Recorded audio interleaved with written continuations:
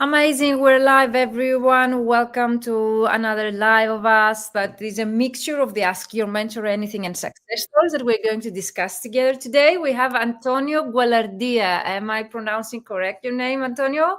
Yes, Gualardia, yes. Gualardia, Thank amazing you. Italian. Thank you for accepting my invitation to join us live here today. And also, we have such a great topic that we're going to discuss. I saw so much interest on LinkedIn, so let's see if people are joining us to share the link. In the meantime, would you like to introduce yourself for those that do not know you, like a brief bio of yours? Of course. Well, first of all, thank you very much, Virginia, for having me. And my name is Antonio Gualardia Merit. I am an Italian interpreter, translator. I've been living in the UK for almost 18 years. And at the moment, I am a full-time translator, interpreter. I would say more interpreter, conference interpreter, and translator. I interpret from Italian into English, English into Italian. I also do Spanish into Italian, French into Italian, and sometimes I do also Spanish into English. And my main specialization is medicine, pharmaceutical, tax, and business mainly. Mm-hmm. And I started my career a long time ago. I always say that I was born translator. I started in 2002, 2001, 2002. I got a degree in languages in Italy, and I moved to Milan Mm-hmm. from Pescara, Mm-hmm. Abruzzo, and I moved to Milan, where I started working as a translator. And in the meantime, I was an English teacher. And in the meantime, I started a PhD in translation studies in Bologna. And then in 2007, 2008, I completed my PhD in translation studies, Mm-hmm. and I moved to the UK, where I kept on doing translating, working as a translator and as a teacher, um, French, Spanish, Italian teacher Mm-hmm. for English speakers. And now, after the COVID, I started, let's say, a brand new career, but it's not brand new, as interpreter. And in the last 3 years, mainly conference interpreter. You have a very interesting story, and that's why I invited you also, apart from your background and the academic background, that many people would like to hear your opinion on the topic that we are actually going to discuss, like conference interpreting in the era of AI, which is going to be the second part of our life. Yeah. Because many people like you might have started with a different direction, like you started teaching, as you mentioned, and maybe they're thinking of entering the market, and maybe because of AI on all the developments and all the discussions that we are hearing, maybe they're thinking it twice or three times, or maybe they have rejected that kind of idea. But because you have a success stories, maybe we can inspire people and motivate those that they're really interested in pursuing such a career to follow your advice, and maybe also to be inspired by your story and take the leap, like take the step that actually is needed just to reach their goals. So that's why you're here. Let's start by answering the most common questions asked by my mentees. How did you enter the translation market? Let's say more or less you answered that. Can I ask you, why did you start teaching first? Was it your degree related to that? Because you mentioned that you studied Yes. translation. Is that So correct? Yeah. yes, I started as a translator Mm-hmm. um, in 2001, 2002, Mm-hmm. and at the same time as English teacher. Well, Mm-hmm. my degree was in languages, Mm-hmm. so nothing to do directly with translation. No, So it no was, teaching though. No teaching. Is that correct? sorry? Neither translation nor teaching though. Yeah. But Mhm. it was basically literature, English and the Spanish literature and Okay. language. Mm-hmm. Yes. So why I started with translation? Because I always as I said before, Virginia, I was born a translator, Mm-hmm. and I will die as a translator. Because I always been fascinated by translating and uh, translating cultures, Mm-hmm. not just words, of course, but cultures, worlds, identities. So I've always been fascinated about that. And then I switched into interpreting because I like talking. Mm-hmm. I'm very comfortable in when I talk Mm-hmm. to people, and when I teach, when I lecture. I forgot to tell you that I worked as a lecturer as well on translation studies, as a speaker, visiting speaker. And it's always been my passion, to make this clear that translation is not just a word transfer.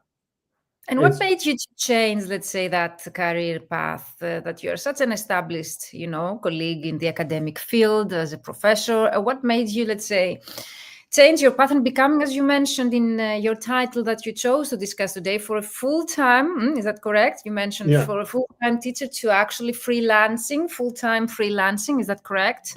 yes, because maybe teaching can be more comfortable in a matter of you know seeing money coming in, rolling in, but it's not my passion at the end of the day. My passion is to meet people, to get to know people, to travel, and to help people who want to be helped. And sometimes students don't want to be helped. I see You know people what I mean? joining us live. So thank you everyone for joining us live. If you have questions about Antonio's story or Antonio in general, use the comments below and let us know. We would love to answer any questions related to the topic or Antonio's story. So don't hesitate. I'm sorry, Antonio, I interrupted you. So you were saying?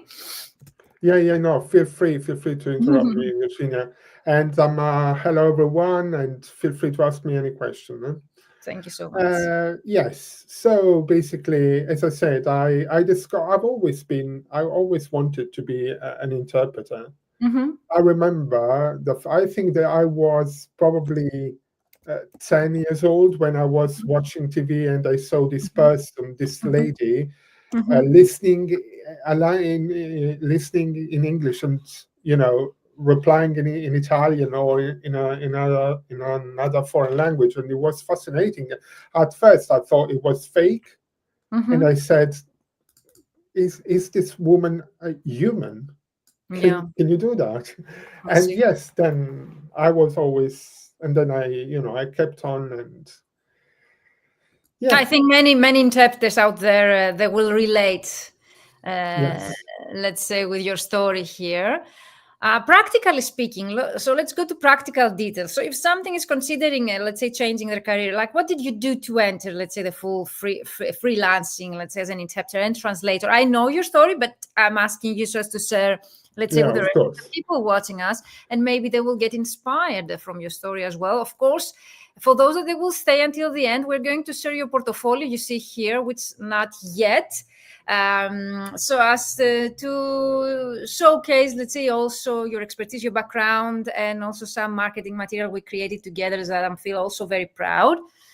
yes, Okay, perfect. No, only questions related to the topic, guys. If you have off the topic questions, you drop them in the comments, but we're not sure if we are going to have the time to answer them because we don't want to overwhelm you staying over than 1 hour here live. So let's continue with Antonio's practical steps yes, that you took to enter freelancing, Antonio. And yes, also, if you remember, because the most common questions from my mentees are, let's say, the one most common question is, why translation? You answered that, and why interpreting in your case? How did you enter the market? You are going to answer right now. And the next most common question is, how did you find your first client? And if you remember any scale up moments. So we are going to answer those questions now. yes. You just need to try. You just need to start. Mm-hmm, You just need to have passion, and it's not, of course, another overnight success. It's a mm-hmm, journey. mm-hmm. So it's not it cannot be clear, linear, you know.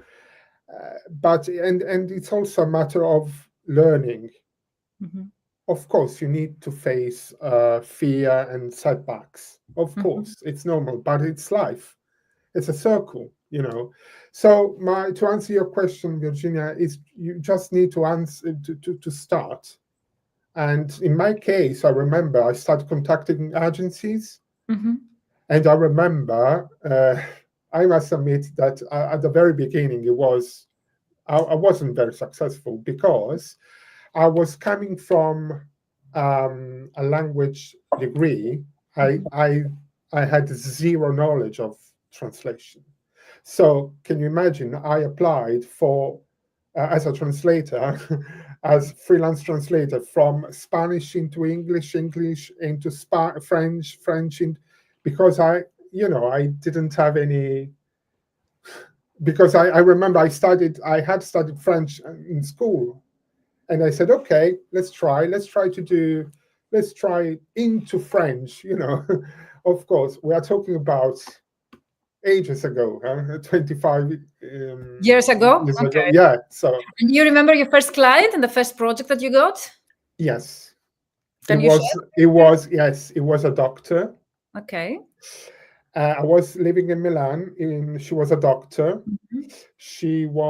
I was 25. She was like 29, Mhm. and she called me and she said, "Can I've got a lot of a pack of documents to be translated into Italian from English. Can I show you the things you need to do?" I said, "Of course. Can you send via mail?" And she Mhm. said, "Well, no. Can I keep, can I handle the paper version to you?" Yeah, that's very common, yeah, for legal Yeah. translation. Yes, and basically she knocked at the door, Yeah. literally after 2 hours, Mhm. with a pile of Mhm. documents. Of course, 25 years ago, but still nowadays we have same Yeah, situation sometimes. yes. And I was like, oh my God. And, Mhm. the magic started. So that was a translation project. Is that correct? Yes, that was my first translation project. We're talking about 2002. Do you Yes. remember your first interpretation project? Because we have so much interest in the comments about people asking for interpretation. So we're going to answer those questions. Yes, my first interpretation project, to be honest with you, the real one, it was 7 years ago. Okay. But when I say the real one, I mean paid, because I've always been an interpreter. Because Okay. I've always had foreign friends, Mm-hmm. and I always, and I must admit, I used to have an hotel, a family-run hotel in Mm-hmm. Italy, Mm-hmm. and I remember I was 10 years of age, and I started basically speaking English Mm-hmm. with the clients of the hotel. Okay, so you had some kind of experience, but it was not Yes, formal, let's say, the way. no, But so 7 years ago, the first interpretation project, to reply that. yes, and it was on the phone Mm-hmm. for various agencies. Mm-hmm. And you may Getting believe it by or not, sending but CVs. Mm-hmm. you may believe it or not, Mm-hmm. I helped a mother Mm-hmm. delivering a baby. Wow. So you feel proud as well. Yes, That's very sentimental. yes, yes. So where And did they find you, those clients? Let's say for the first project for translation that you describe and the second one for interpretation. Do you remember, had you applied to agencies?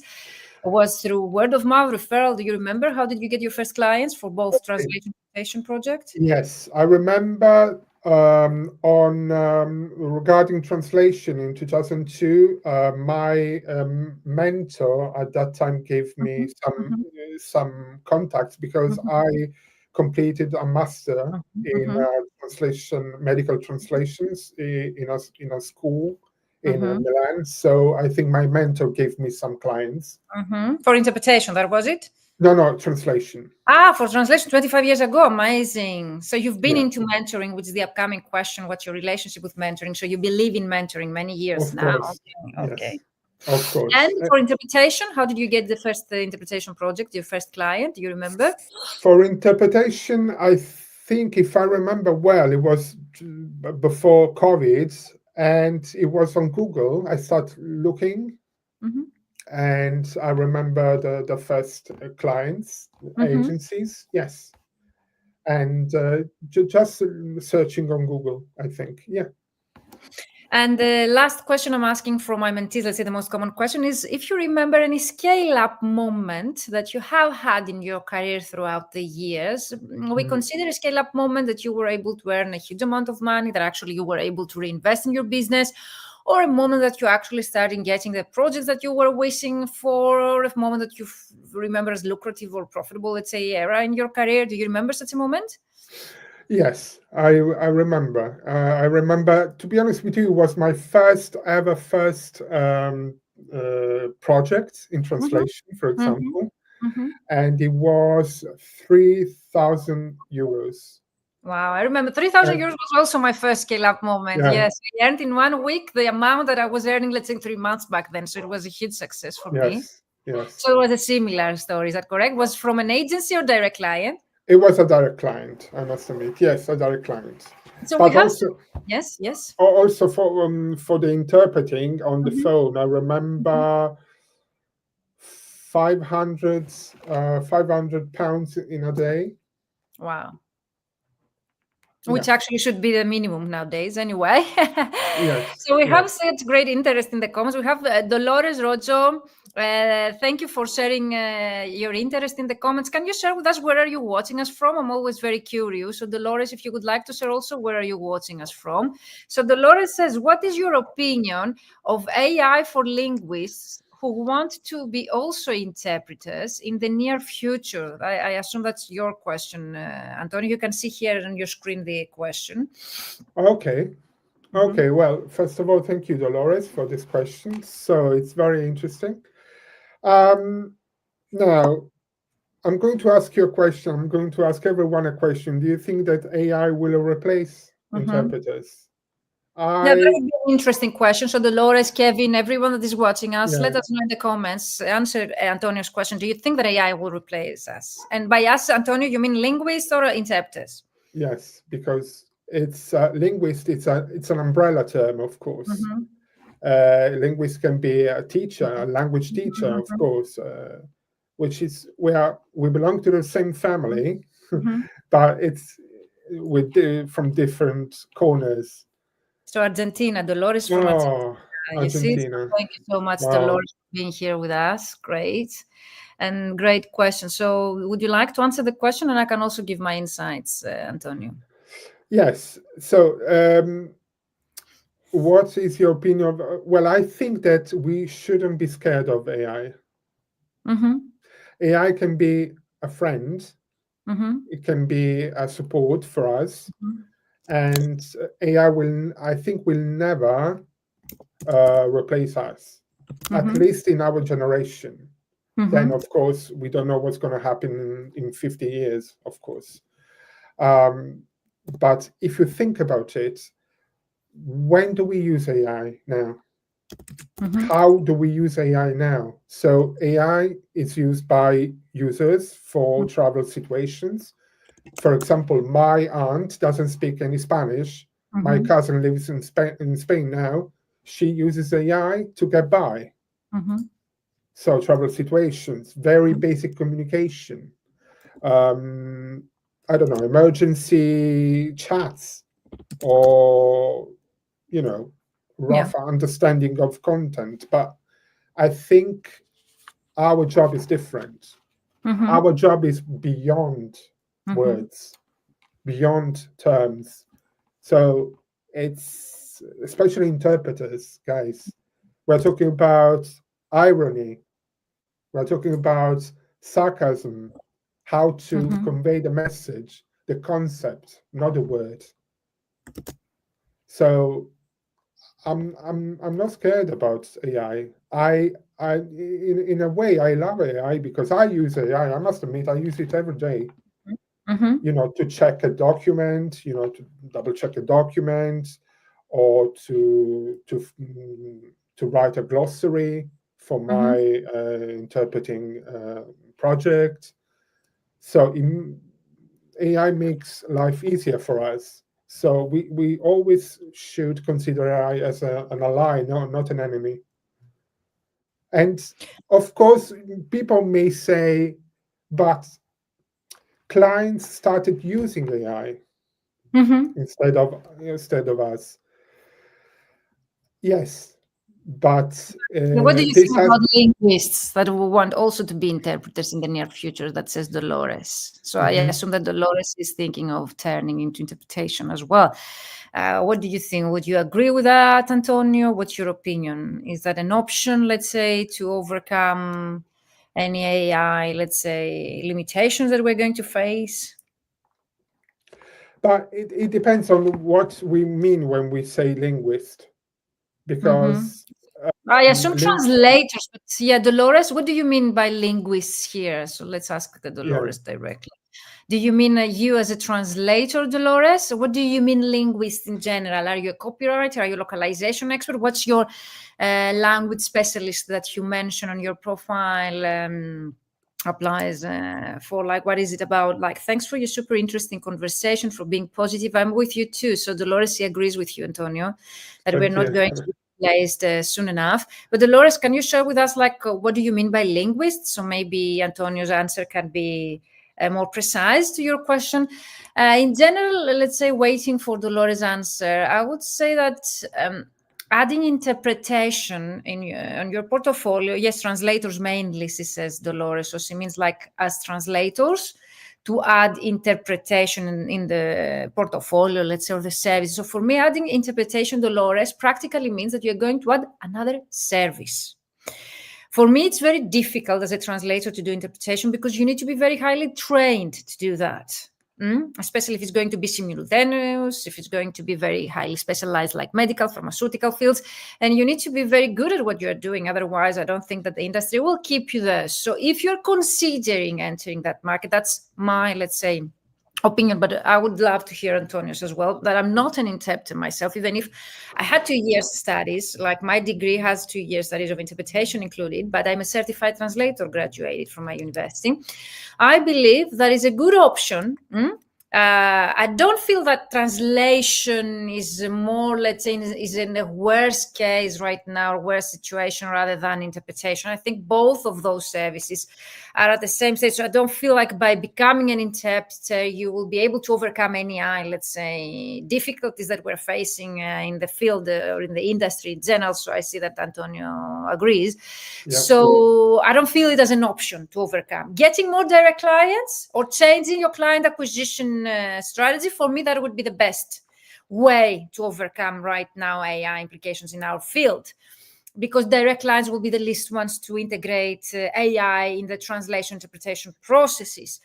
But that's my opinion. I don't know, Antonio, what's your opinion? She says, Dolores says, I'm a translator from English into Spanish. Okay. Yes. Thank you for sharing that. Well, thank you, Virginia, and thank you, Dolores. I do agree with you, Virginia. It's, as I said, and I want to insist on this point, I do use AI every day for marketing, for client acquisitions. It's faster, but again, AI will never replace us.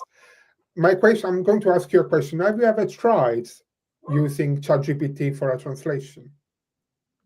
That goes to Dolores, the question. So Dolores, have you ever tried ChatGPT? But actually, Dolores' question was specifically like, what's your opinion from turning from a linguist or translator and getting into interpretation? So it's very specific, the question. Of course, in terms of AI era, okay, she mentioned that in the near future. So she says, what's your opinion for linguists who want to be also interpreters? Okay. Okay, it's not mandatory if you don't have, Yeah, of course. I was born translator and I became an interpreter. So you are the best, case to share your own story and your own opinion. Why Dolores is asking interpreting, it's I wouldn't say difficult, and translator is easy, no, far from it. Okay. But in my case, for example, the way I say it, if you want to be an interpreter, you need to practice every day. Mm-hmm. It's like, if you think about it, especially simultaneous, Mm-hmm. it is something that it's unnatural. The fact that you listen and you talk at the same time. So you need to learn this ability. It's just walking backwards. And the only way to do that is by practicing it on a daily The basis. only way is practicing. The only way. And it's good to fail. Mm-hmm. It's normal, So, you would know. you agree people to turn into interpretation as translators nowadays? Do you feel there is room for that? Do you feel that AI will affect? Let's say, I think that we have clarified that AI is not that strong right now Yes. Uh, let's say, delete the profession. But do you feel there is enough room? I I assume. think so. I Yeah. think so, especially Mm-hmm. if if you want to be to focus on a market, Yeah. like for example pharmaceutical or law, or because I think there is still room, there is Okay. still, requests, So, but Dolores, again, let it's yeah, yeah. daily practice. Thank you so much, Antonio. So, Dolores, let us know, Dolores, if we have answered your question. But short and to sum up, I would suggest, and based on what Antonio just said, to become highly specialized if you are thinking of entering the market because it's highly Yeah. saturated, let's say. So, being specialized and highly specialized in the field will help you to differentiate from competition. And for me, in general, I wouldn't add a new service just to become more competitive in order to overcome the limitations of AI, but I would consider of creating a more efficient client acquisition strategy, focusing on attracting more direct clients. That would be my answer to AI, let's say right now, fear that we have. Yes. So let us know, Dolores, if we have answered your question or if there is anything else you would like to add. So let's continue with Kevin's question. Kevin, thank you so much for your question. Can you let us know where are you watching us from? I'm always very curious. And Kevin says, do you consider it as a stressful job as compared to a translator working remotely? And thank you, Kevin, for that question. I think Antonio is a great person to answer because Antonio has both backgrounds. He has started as a translator. He has become this last 7 years a professional interpreter, even if he was practicing that unofficially for many years. And he has the academic background. He has been a professor. So I think, Antonio, you're the best person to reply that because you have, let's say, the experience of both types of professional types, let's say, of our job, let's say, practicing yourself. Like, do you consider, Kevin says, as a stressful job as compared to translator? Okay, yes. Well, first of all, Kevin, thank you very much for your questions. Very interesting. It's I assume you're referring translator, being a translator, being as stressful as an interpreter. Exactly. Probably yes. Yes and no, because translating can be extremely stressful. Mm-hmm. The only difference, I think, it's in timing. I'll tell you what I mean. Okay, you translate a text. Mm-hmm. Okay, you're not happy with a word. Okay, you stop translating and you do something else. But that word is in your head. It said, okay, what is the perfect translation of that word? And it haunts you basically. It Exactly. never leaves you. Okay. While in interpreting, you have seconds to find a solution, and then it's gone. So it's, do you know what I mean? I think I hope I was clear. It's both are very stressful. I can give my hint, even if I Yes, of haven't been an course. interpreter. Kevin says he's watching from Vichy, France. Amazing. So people from France are watching us as well. He says that he works from English and Russian into French. I suppose, Kevin, that you are a translator only, not an interpreter. Is that correct? Kevin, are you considering entering the interpretation market? That's why you are asking this question. I would be very curious to find out. Kevin, let us know in the comments. But for me also, and even if right now I feel like I regret my decision I took back then when I was studying translation interpretation, and I actually chose the path of translation because at my degree at my university department, translation interpretation, you have to choose at the end of your studies either translation or interpretation. Of course, you have the option to add two more years so as to add interpretation.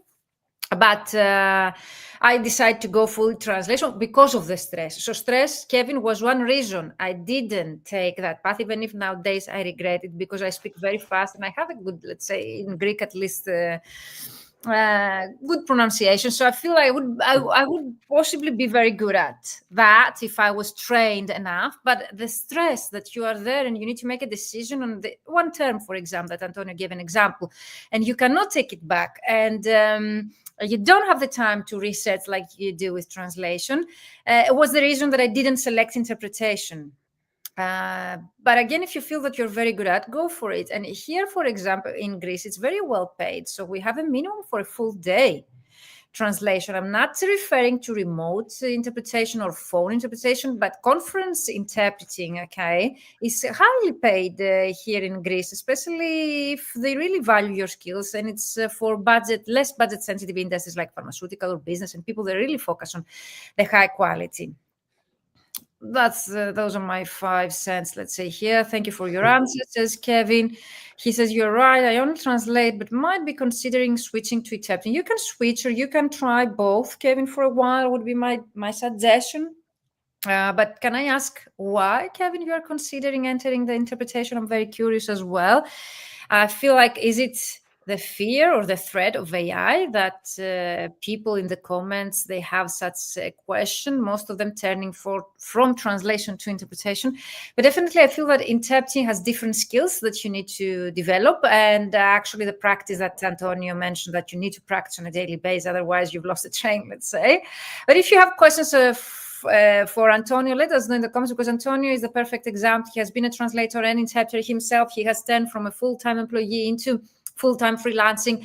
So if you have such questions, if you're considering yourself entering the freelance or interpretation industry, let us know, because Antonio is here and he can actually answer your questions. So Antonio, getting back to our topic in the meantime, since we don't have any more questions, is there anything else you would like to add about conference interpreting in the era of AI, since that's our topic?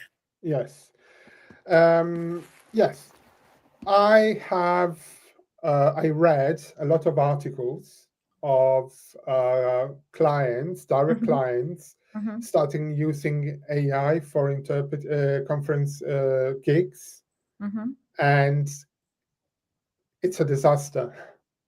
Because of course they can even the voice, the mechanical voice, whatever you want to say, it can convey the message, but there's more than that. There's more than a word. Okay, so AI is not able to convey irony or intonation or cultural mediation. And if I may add something, I know for sure that at institutional levels, so for example, at the EU institutions, they refuse AI for interpreters. Okay. There's a legislation about that? Yes. Okay, that's interesting. Yes. Do you have any resources people can find that legislation? Actually, there's a lot of information in our website called EU Interpreting. There's a lot of information on, and of course they can contact me if they want further information about this. How people they would like to contact you can find you on LinkedIn, one way. Do you have any website or professional mail address you would like to share? Yes, so I've got my for now LinkedIn. I am redoing name here, so you can find Antonio with his full name here on LinkedIn and contact him directly. I will share also LinkedIn profile in the comments, and your email or your website. If I'm redoing my website. So at the moment is agminterpreting.co.uk, but it's basically just a landing page because I'm redoing a new version. Do you have an email address that someone would like to contact you via email? Yes, of course. It's info@agminterpreting.co.uk. Okay, so it's UK. So we need, as he says, a political involvement and more regulation, says Kevin here. So he agrees. And he actually says here, I'm asking and considering because of rate pressure due to AI. Do you feel the same pressure in the interpreting industry? That's a great question. Like, since Antonio, you've been in both, let's say, fields yourself, and you've been active and getting clients for Yes, both services that you're offering. Do you feel the yes. same pressure for both industries? Thank you, Kevin, again for this question. Very interesting. To be honest with you, no. Interpreting is different. So, So it's more on translation, let's say, the pressure that you feel? I would say so. Yes. And how do you recognize the pressure, Antonio? Is in terms of pricing or less projects? I would say in terms of pricing. But again, we're talking about agencies here. So agencies, translator, agency, interpreter, So you not agree direct that clients. turn to direct clients. So Kevin, turn to direct clients. Before considering entering a new market to get new clients, try to make the most out of the existing. So most of you that you book a call with me and you're asking me what you should do, the first thing I would suggest you to do is to make the most out of your existing, let's say, clientele. So if you haven't contacted direct clients, if you haven't built a portfolio like we're going to showcase right now for Yeah. Antonio, you haven't done everything, okay, yet. When I share a short story yesterday, I was on a call, on a one-to-one call with a mentee of mine. He's an interpreter in Ireland, Dublin, and he mentioned that he's getting paid 20, let's say, local euros, I assume, in Ireland. So 20 euros per hour for, let's say, on-site interpretation at health organizations, hospitals, and courts. So that's very low. And he mentioned that when he started the interpretation, he was getting 25. So even if the lifestyle and living expenses are getting higher, his price became lower. And of course, he didn't lower his own rate. The agencies suggested this rate. Can I give my 5 cents? If those agencies, they wouldn't be able to find interpreters for such a rate, low rate, would they continue lowering the rates? No. So we have a responsibility to this. The fact that this person that I had the call yesterday was accepting getting lower rates throughout the years was the reason why those agencies, they kept lowering the rates. And I understand that, because if they keep finding people that they accept those low rates, they will keep put pressure on rates for the years. And I don't know how, let's say, low the rates for interpretation will go. For me, 20 euros or 25 per hour, that's very low. It's very low in comparison to the skills that we need in order to be able to offer such services, to the money and time investment that we have made in order to reach that point, to have the skills to offer such services. And of course, the responsibility that we take, especially for medical and legal translation interpretation, you are the responsible. They don't cover him with insurance, for example, the agencies, in case of a mistake or something that happens, throughout the actual profession. So we need to take that into consideration. It's not AI that is pushing the rates, it's us as well that we are accepting those rates. Yes. That's food for thought. And another thing that this mentee actually told me is that he was working only for 3 agencies. So if you're depending on 3 or 2 clients, it's like you're an employee.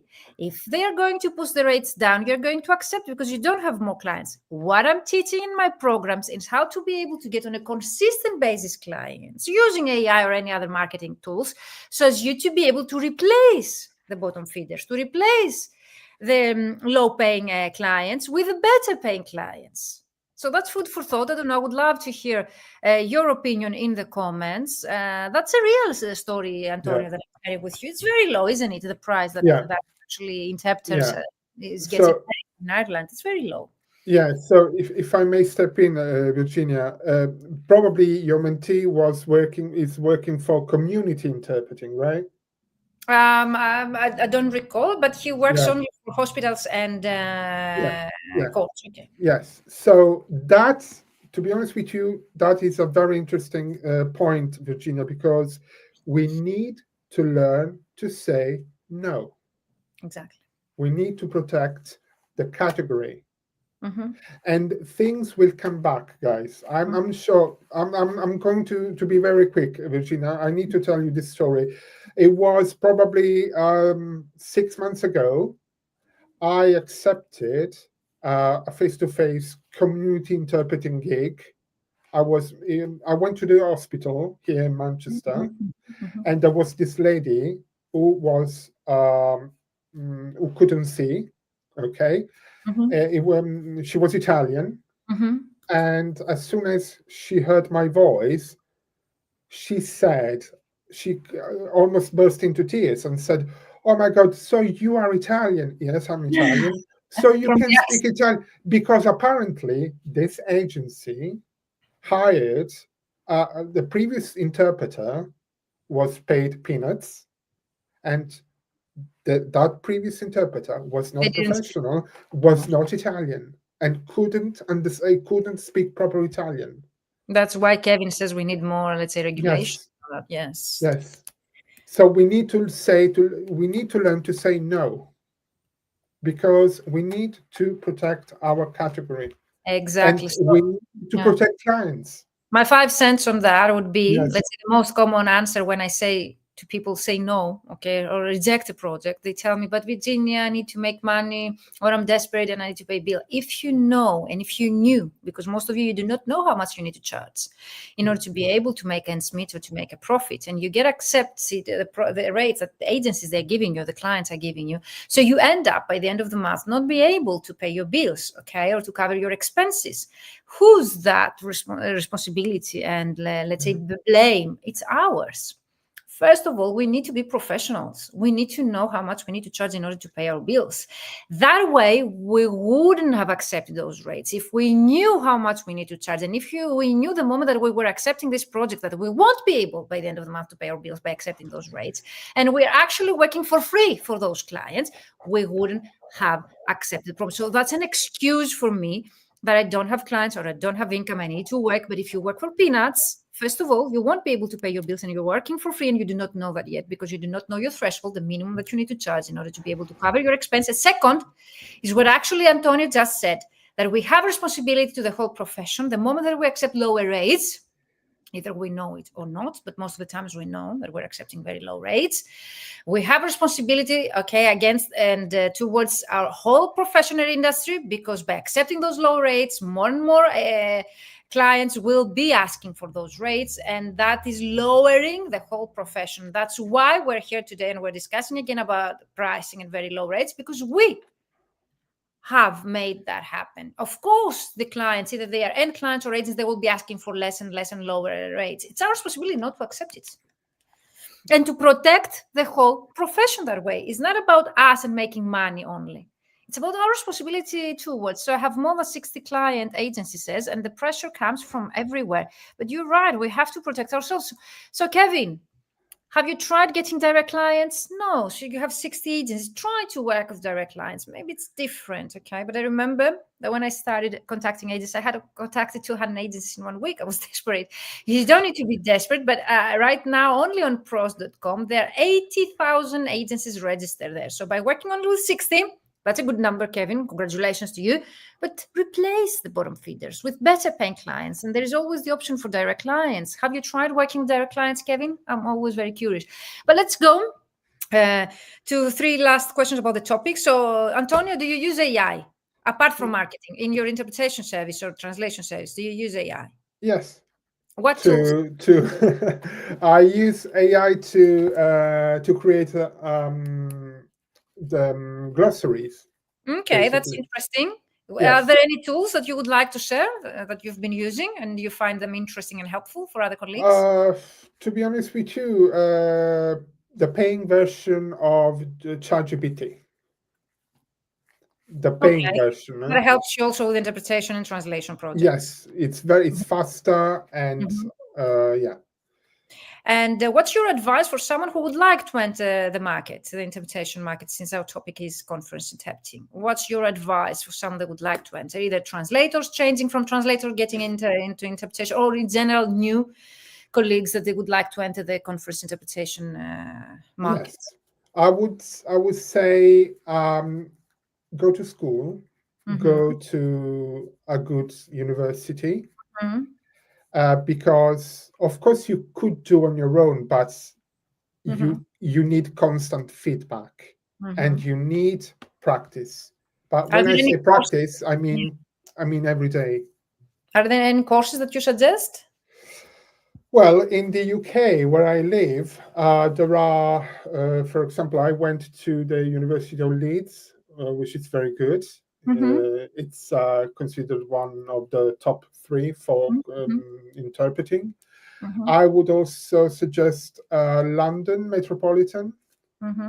Yes. So those are formal education, is that correct? They're, let's say, not Yes. courses. They're Yes. MA, Masters of the, is that correct? Of Arts or okay, MA, BAs. Postgraduate course, and they last basically it's 1-year course. So that's interesting. Kevin says that he has several direct clients. So do you feel the same pressure, Kevin, with direct clients? Do they pressure you with AI? Because I don't think direct clients, they actually have integrated AI in their processes. So Kevin, that is interesting. Do you feel the same pressure with the clients that you work with direct clients, Kevin? Let us know in the comments. That's very interesting. So let's conclude the topic. Is there anything else you would like to add before we share your portfolio, Antonio? Do it. Don't be afraid. Don't be afraid. You need to do it. Don't listen to naysayers. Yeah. If your passion is interpreting, do it, because there's work. You can have a good business. But you need to be consistent, and as I said, it's not an overnight success. Last thing that I've been hearing lately is that many departments of translation interpretation are closing in several different countries because there is no much interest. Students, let's say, entering the actual departments or universities, because you have this academic background. Have you seen such a thing, let's say in the UK or Italy, that you are from? Like, do you feel there is such an effect in the academic field? Unfortunately, yes, Virginia. Yes, it's a fact. So it's really positive. We need also to indicate, let's say, the real here scenario, that there are departments that are closing. Is that correct? Okay. Oh, yeah. I used to work for the Salford University as a translation study lecturer, and they closed the department. How? Why? Do you know? Because they merged basically the department. So they closed the translation department, and the translation department was merged into a kind of history department. More theoretical, okay. Yes. To be honest with you, to answer your question, unfortunately, yes. But I can talk for the UK, and as we know, there's Brexit here. Of course. And things changed. You think that Brexit affected that? Yes. Because I've heard it in other countries as well. That is not something that I've heard only in the UK. I don't know about the other countries, but in general, departments of translation and interpretation, they have been affected because of the developments. And I assume it has to do a lot with the fact that translators, they cannot find clients, or they cannot have a strategy. They do not know how to enter properly the market. So they leave the market. So there's no such an interest for new people to enter the market. And that's why we're here discussing the topic. That's why there's so much interest in the comments. People are asking such questions. So Kevin says, no, of course, there is less pressure from direct clients. So Kevin, that's a great answer. And that's very promising. So I would suggest you to go for more direct clients. So if you, let's say your percentage is 50-50, go for more like 60 or 70% from direct clients income and less from agencies. That's at least what I do in my business as well. So thank you so much, everyone. So let's go to your experience working with me, that I'm very proud having you in my program and working with you privately for the last 6 months, because you upgraded your 3-month program to a 6-month one-to-one VIP program with me. I don't know, shortly, if you would like, let's say, to share your experience. And for me, the main question is, why mentoring? You've been an established colleague. You mentioned that you're 25 years in the industry. I assume that you really appreciate and you value mentoring because you have had mentors throughout your years. But why now and why me? I think we all need mentors, because, as I said, especially in our business can be not linear. It's not like, okay, this is the job from A to B.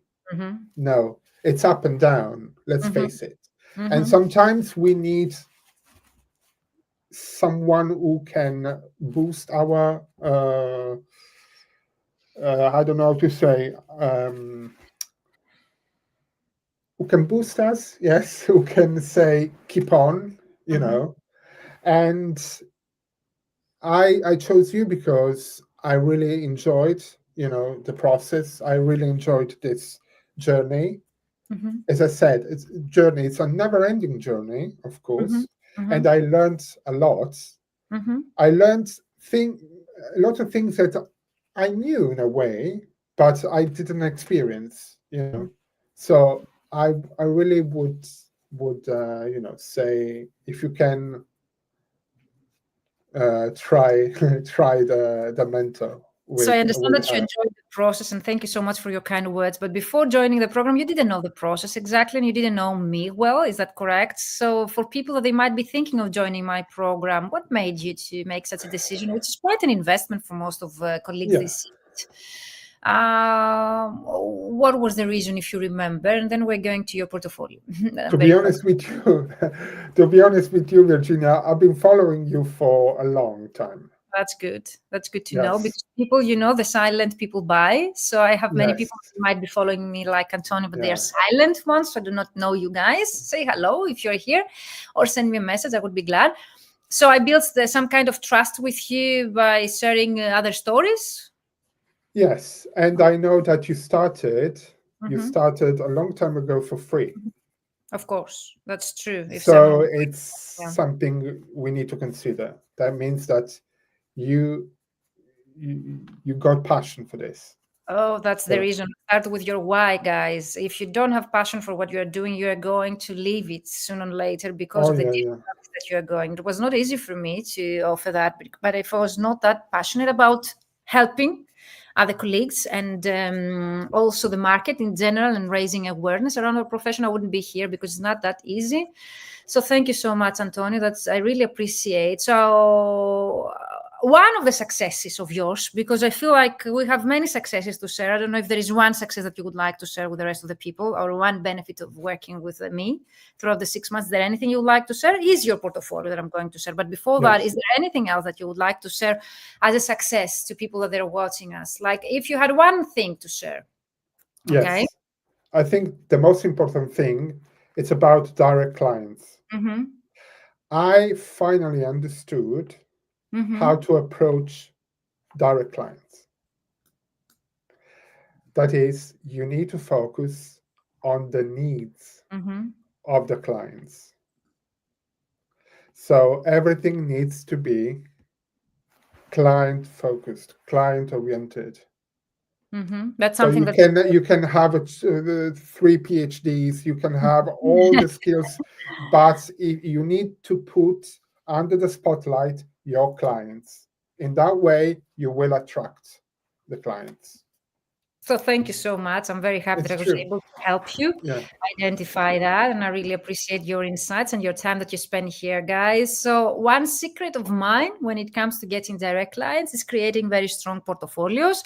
Yeah. And Antonio, he did invest a lot of time and effort, because he was also a full-time employee at some point. He was also working, getting clients and getting projects. So you owe it to you, Antonio, and your persistence. And also your creativity, because you created such a great logo that you see here, guys, on my screen. So congratulations. And if you have any questions, guys, about portfolio or in general interpretation, you can contact Antonio. You see here his contact details on the screen, but also you can find him on LinkedIn, and of course for project opportunities. So we chose the name. I had to review, and give you feedback on the logo, the colors that we chose together. Right. So very interesting. The wording, okay, and here it is: AGM interpreting your Italian voice, conference interpretation and translation for the pharmaceutical and medical industry. So this is a targeted portfolio, guys. We continue with a brief introduction, okay, of Antonio. And you see that Antonio is a doctor. He has PhD here. He has also his diploma in conference interpreting, master in medicine and pharmacology. Amazing. And you see here also Antonio's email address. He has 20 plus years of experience. You see the table of contents that actually is clickable here, so people that they can navigate through the actual portfolio. You see the languages that Antonio offers, the services through his company, Amazing. Why to work with us? It says because he has partnered. Is that correct, Antonio, with your life partner? Yeah, my husband, yes. Yeah, exactly. And they are working as a team, so they are the objectives, the solution, the results. Very interactive. I really like that we change here the columns. Amazing. And he focused on the results here again, objectives and solution and results. Amazing. Did you get some help with the designing, Antonio, or was your husband that actually made this? Well, I got some help from someone. It's very impressive. Yeah, it's very Yes, impressive. You mean about the technical part? of course, not the contents, of course. The Yes, content is all yours, and I remember that we had review it. And yeah, also, I yeah. like that it's interactive It's here. ours. You Exactly, it's asked me. clickable here. It's also clickable. Book me, so people they Yeah. can book a call with you. Do you have integrate calendar link? Is that correct? Yes. I think yeah. And what clients are saying here is like also what were your concerns prior to working with me? What specifically was your favorite part of it? So those are replies from your clients. Is that correct? Yes. And you protect, let's say, their privacy here by not having them. That's impressive. Congratulations. It's short, it's to the point. And the way that we create portfolios in my programs for direct clients, we focus on the results here, guys, okay? And how we help our clients get results rather than sample of our work.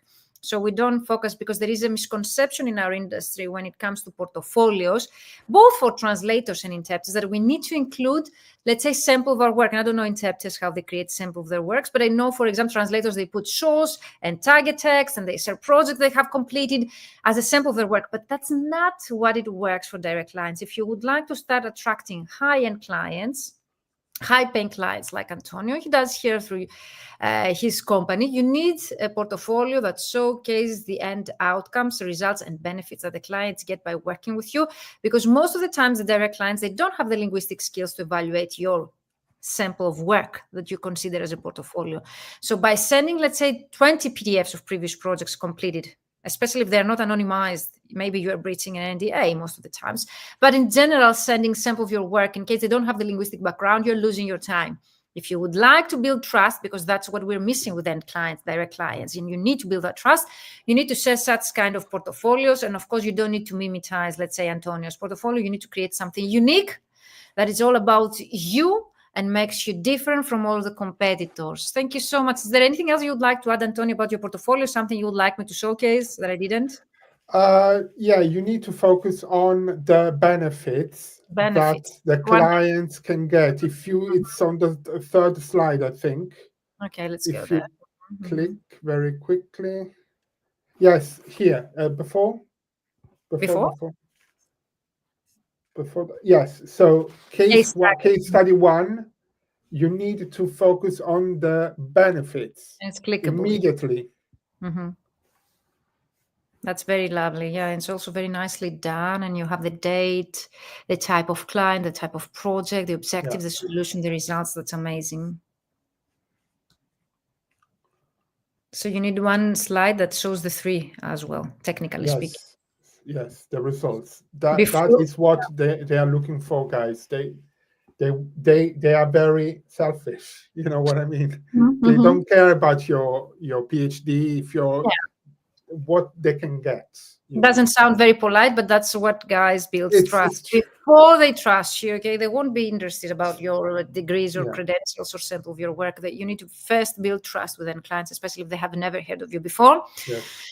That's what we did. And also we built Antonio's branding here. By branding, I mean also the selection of colors that you see here. That's very consistent. The logo itself, the fonts, everything is a part of Antonio's branding. And the next time we're going to have Antonio, I would be glad to see your website, Antonio, that we have been, let's say, reviewing together in terms of structure and content, of course, not the technical details. That's something a professional, web developer can take care of. And that's why they exist. But also I teach how you can create a simple landing page, if you wish, in my 3-month mentoring program for people they don't want to invest. It's not mandatory to have a website to get direct clients, but that's a very common question I get asked. But a portfolio, for me, it's really important in order to build trust. And also it's very easy. So Antonio, he created that on his own, okay? Yeah. Amazing. Congratulations, Antonio. Thank you. Last question. What would you say to people that they're thinking of joining any mentoring program of mine and they're considering that it's, let's say they don't have the time or they don't have the money? Is there any advice you would like to share with those people? Yes, do it because no, because it's worth it. It's life changing. You know, it's you are not spending the money, you are investing. It's different. And by not sharing, let's say, any tools that we're using, you mentioned that you're using AI tools that I told you in the program to get clients. Is that correct? Yes. Have they Yes. helped you, the tools? Like, what was the most helpful thing that you learned apart from the strategy that we create together and how to approach their clients that you mentioned earlier? Yes, they were very useful. Can I mention? Can I Yeah, we mention the cannot tool? mention tools, but we can mention Okay. what they do if you want. Yeah. Yeah, well, there is a tool Mm-hmm. which is very useful. It Mm-hmm. makes everything faster in terms of contacting Exactly. clients, direct clients. And guys, you need to look for direct clients. So that's a great. Let's close with this Yeah, topic. Thank yes. you so much, Antonio. Is there anything else Thank you would you. like to add before we close? No, I just want to thank you all and thank you, Virginia, for the wonderful job. Thank you very much. Thank you for being so generous, Antonio. And even if you're so busy and run your business and you have your full-time job and at the same time your academic background, you are here today and you're sharing your experience to help other people as well and to motivate other colleagues. Thank you, everyone here in the comments and everyone that you're watching and you have been silent throughout the whole hour that we have been live. You see, time flies. You can book a free call with me in case you have more questions through the link that I'm sharing here in the chat. And last thing I would like to add, I'm running a free masterclass that will help you to create your 2026 success plan. So I'm going to help you to create your client acquisition strategy in, let's say, less than 2 hours through this masterclass. So that will happen in December 11th. On December 11th. So you can save your free spot through the link that I'm sharing here in the chat, and you can see here passing through. So thank you once again, everyone. Thank you, Antonio. Let's keep in touch and can't wait, Antonio, to have you once again with more successes here to share with the rest Of of the course. participants. Bye-bye, everyone. Have a great Thank rest. you. Antonio, Bye-bye. you stay here with me.